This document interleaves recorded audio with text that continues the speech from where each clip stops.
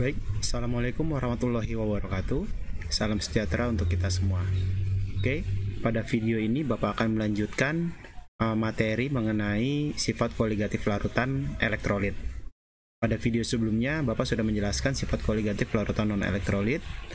Oke, nah kemudian di sini ada perbedaan ya dengan sifat koligatif larutan elektrolit, karena untuk larutan elektrolit di sini dia ada faktor Van Hoff-nya gitu. Jadi ada nilai dari faktor Van Hoff-nya.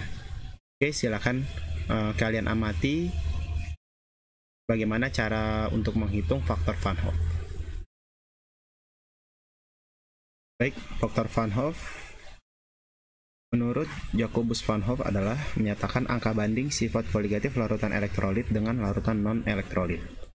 Faktor Van Hoff dilambangkan dengan I ya, sama dengan sifat koligatif larutan elektrolit per sifat koligatif larutan non-elektrolit. Karena kalau untuk sifat koligatif larutan non-elektrolit itu sudah pasti nilainya kan 1. Kemudian sifat koligatif bergantung pada jumlah partikel zat terlarut dalam larutan. Dan jika zat-zat terlarut elektrolit sebelum terurai dianggap sama dengan zat non-elektrolit, faktor Van Hoff dapat dihitung dengan membandingkan jumlah partikel zat elektrolit setelah terionisasi dengan yang sebelum terionisasi. Nah, karena untuk elektrolit ini jika dilarutkan dalam pelarut kan dia bisa terionisasi ya. Dalam air dia bisa terionisasi. Contoh misalnya garam, dia bisa menjadi Na+ dan Cl-. Seperti itu. Sedangkan larutan non-elektrolit dia tidak bisa terionisasi. Oke, untuk rumus faktor Van Hoff-nya I sama dengan buka kurung kurawal 1 ditambah buka kurung N-1 tutup kurung alfa tutup kurung kurawal. Keterangannya I adalah faktor Van Hoff, N itu jumlah kation ion bermuatan positif atau anion ion yang bermuatan negatif, alfa adalah derajat ionisasi. Oke, sebagai contoh untuk menghitung jumlah kation atau anion itu dilambangkan dengan N seperti ini. Saya ambil misalnya contohnya NaCl. NaCl ketika diionisasi atau ketika dilarutkan dalam air dia akan terionisasi menjadi Na+ ditambah Cl-. Ini kan ion yang bermuatan positif ya. Ini ion yang bermuatan negatif. Nah, di sini jumlah atomnya sudah sama-sama 1 kiri dan kanan. 1, Cl-nya ada 1. Berarti N sama dengan 2. Sebagai contoh yang kedua, MgCl2 akan terionisasi menjadi Mg2+ ditambah Cl-. Jadi di sini karena Cl-nya ada 2 sebelah kiri, maka di sebelah kanan kan harus sama ya. Jadi, ada 2 juga. Di sini jumlah atom negatifnya ada berapa? 2 ya. Di sini jumlah atom positifnya ada 1. Berarti jumlah N sama dengan tuh. Untuk menghitung N-nya. Kemudian kalau untuk menghitung derajat ionisasi itu kan pengertiannya mol yang terurai per mol mula-mula. Contoh misalnya saya ambil asam cuka, itu kan dia kan lemah ya, CH3COOH. Ini CH3COO- ditambah H+. Misalnya mol mula-mulanya dia ada 1 mol. Dan dia terurai jadi misalnya 0,5 mol. Berarti alfanya itu kan rumusnya yang terurai 0,5 per 1 sama dengan 0,5. Itu alfanya. Itu kalau cara perhitungan derajat ionisasinya jika tidak diketahui ya. Jika tidak diketahui langsung.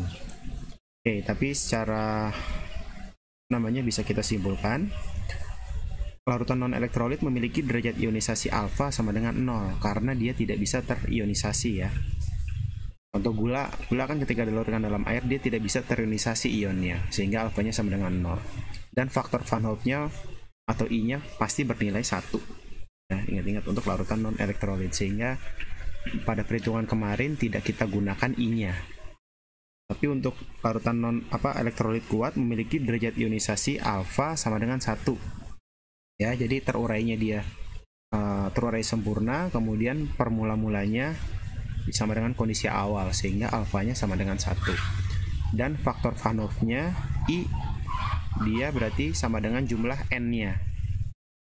Nah, misalnya MgCl, N-nya tadi kan ada 3, berarti kalau untuk elektrolit kuat berarti I-nya sama dengan N-nya, berarti sama dengan 3. Jadi kita boleh kita tidak menghitung Van Hoff-nya ya untuk larutan elektrolit kuat. Jadi kita hanya melihat jumlah N-nya saja. Tapi kalau untuk larutan elektrolit lemah, karena derajat ionisasinya itu alfanya lebih besar daripada 0 atau kurang dari 1, maka I-nya ini harus kita hitung ya, karena kan jumlah alfanya untuk larutan elektrolit lemah dia antara lebih besar daripada 0 dan kurang dari 1. Seperti itu. Contoh nih, hitunglah faktor Van Hoff dari senyawa berikut. Yang pertama C6H12O6. Ini apa dulu, kita harus analisa nih. Ini senyawa apa? Nah, ini adalah senyawa glukosa ya, atau gula atau karbohidrat, sehingga kita golongkan dia kan larutan non elektrolit. Nah, kalau larutan non elektrolit tadi I-nya sudah pasti 1 nilainya. Seperti itu. Sekarang natrium klorida, dia adalah garam. Garam itu elektrolit kuat ya. Sehingga kita menghitung N-nya terlebih dahulu. Na plus ditambah Cl min. Nah, di sini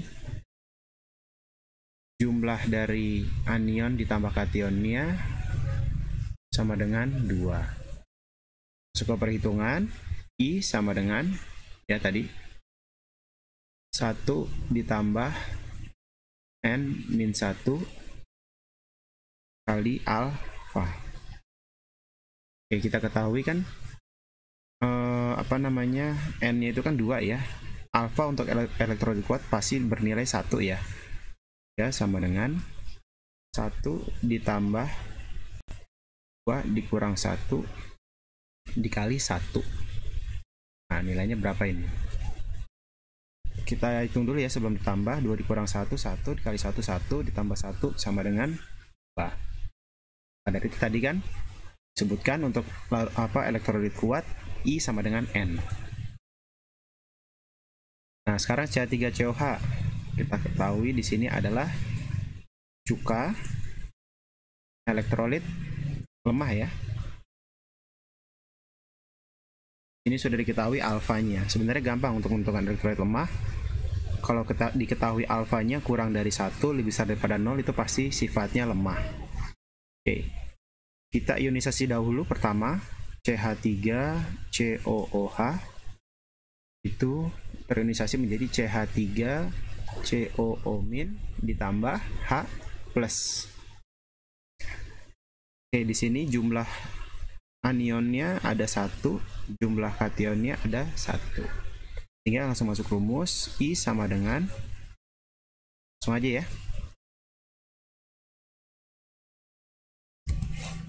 Oke, sehingga I-nya sama dengan kan 1, pakai rumus yang ini ya. 1 ditambah N-nya itu berapa? N-nya kan tadi sudah kita hitung 1 tambah 1, 2 ya. Dikurang 1 dikali alfanya bernilai 0,4. Itu ya. Berarti sama dengan